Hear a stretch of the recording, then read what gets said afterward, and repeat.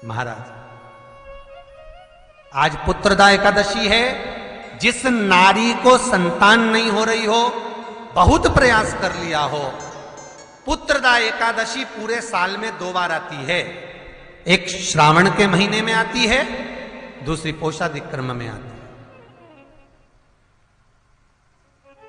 श्रावण के महीने की जो पुत्रदा एकादशी होती है, ये संतान की वृद्धि करने वाली होती है। शंकर जी के मंदिर में जाकर, भगवान शिव के मंदिर में पूजन करके घी का 1 कटोरी में घी और 1 कटोरी में खीर शंकर के सामने रख देते हैं। भगवान शंकर के मंदिर पर चौखट पर घी का दिया लगा देते हैं। शंकर जी की चढ़ी हुई 1 बेलपत्र साथ में रखें और 1 बेलपत्र को उठाकर शंकर जी के मंदिर की चौखट पे ही बैठकर चबा चबा कर खा लेते हैं। जो 1 बेलपत्र लेकर आए हैं वो अपने पति को खिला देते हैं।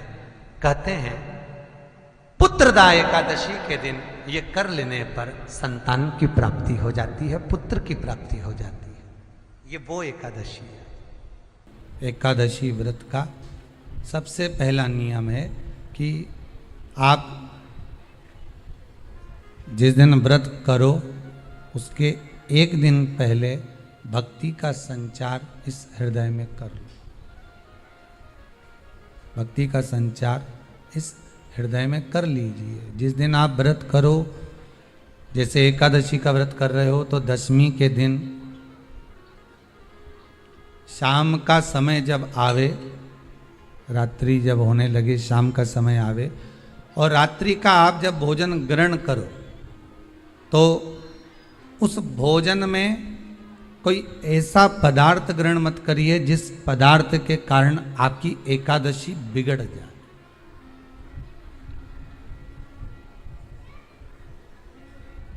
कोई बेकार भोजन हमें ग्रहण नहीं करना। श्रेष्ठ भोजन ग्रहण करिए दशमी के दिन। और एकादशी का दूसरा नियम बहुत ध्यान से सुनिएगा। जिस दिन आपकी एकादशी का व्रत हो उस दिन प्रयास करिएगा कि अपने हाथ से किसी भी वृक्ष की कोई पत्ती टूटे ना। अपने हाथ से किसी भी वृक्ष की, पौधे की, किसी भी वृक्ष की पत्ती अपने हाथ से ना टूटे। बहुत ध्यान दीजिएगा महाराज। एकादशी का ये दूसरा नियम है कि अपने हाथ से किसी पौधे की, किसी वृक्ष की, किसी डाली की कोई पत्ती टूटे ना, कोई पत्ती ना टूटे, इसका प्रयास करिए।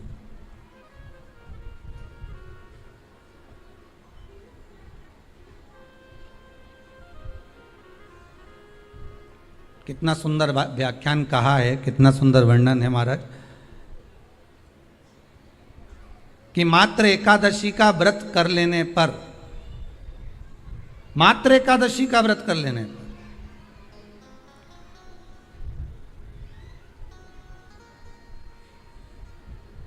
जो पूर्व में किया गया हमारा पाप कर्म है, हमने किसी जीव की हत्या करी है, हमने किसी को कष्ट प्रदान करा है, हमने किसी को अपशब्द कहा है, हमने किसी को ताने दिए, हमने किसी को आड़ा टेढ़ा कहा है, हमने किसी को गालियां दे दी है, मात्र एकादशी का व्रत ही कर लेने पर ये सारे जो दोष हैं वो समाप्त हो जाते हैं।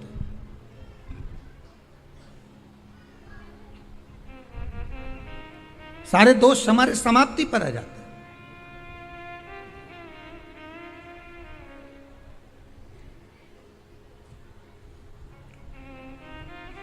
अब एक विचार करिएगा थोड़ा सा अपने मन में, अपने चित्त में, अपनी वृत्ति में एक बात उतारिएगा। एक अपने मन में एक बात को उतार कर रखिएगा कि आप अपने पाप को, अपने पाप कर्म को जिस दिन क्षीण करने वाले हो, समाप्त करने वाले हो, अपने पाप को आप जिस दिन समाप्ति पर लेकर जा रहे हो, तो उसके 1 दिन पहले आपको प्रसन्नता होना चाहिए कि नहीं होना चाहिए कि कल मेरा पाप कटने वाला है, कल मेरा पाप समाप्त होने वाला है। जो मैंने पाप कर्म करा है वो समाप्त होगा, जो मैंने पाप कर्म करा है वो कल समाप्त हो जाएगा। तो एक दिन पहले आपके चेहरे पर प्रसन्नता हो कि ना हो?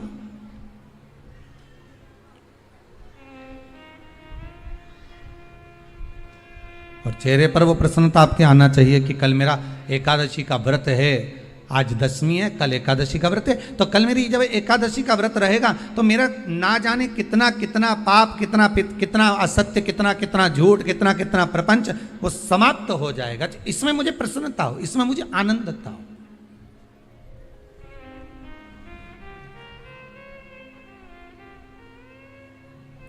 तो क्या कहा गया कि प्रयास करिएगा कि एकादशी के दिन कोई वृक्ष की, कोई डाली की, कोई कोपल की कोई पत्ती ना तोड़ी जाए। क्यों? तो कहा अगर उस पत्ती को हम तोड़ देते हैं, वृक्ष की पत्ती को या क्यारे में लगी हुई कोई डाली की पत्ती को हम तोड़ देते हैं तो एकादशी का पुण्य फल प्राप्त नहीं होता, एकादशी का कोई फल हमारे खाते में नहीं जाता, पुण्य फल प्राप्त। अब फिर भले तुम चाहे तुमने मोरधन खाया हो, चाहे तुमने फिर चिप्स खाई हो, चाहे तुमने फिर व्रत का कितना ही सामान खा गए हो और तुमने सोचा कि आज मेरी एकादशी है, तो फिर उसका कोई फल प्राप्त नहीं है, उसका कोई सुख प्राप्त नहीं है आपको, फिर उसका कोई आनंद प्राप्त नहीं है आपको, फिर उसमें कोई आनंद की अनुभूति आपको नहीं मिल रही है।